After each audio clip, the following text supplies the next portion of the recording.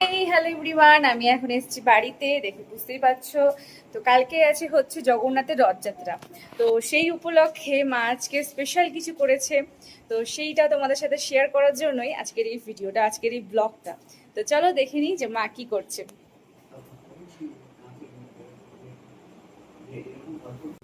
তার আগেই তোমাদেরকে বলি, এই যে পাথরটা দেখছো, এই যেখানে ফুলের এখানে রাখা আছে, দেখো আরো আছে পাথর।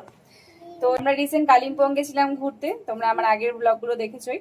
তো কালিম্পং থেকে সেই পাথরগুলো নিয়ে আসা হয়েছে। তো এই পাথরের উপরেই মা হচ্ছে কারুকার্য করেছে। চলো দেখে নি সেটা এবার।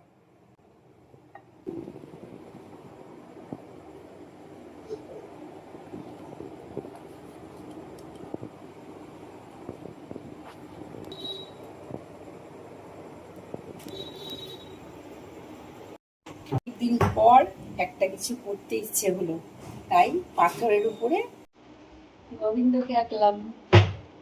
ভীষণ ভীষণ সুন্দর হয়েছে, খুবই ভালো লাগে দেখতে।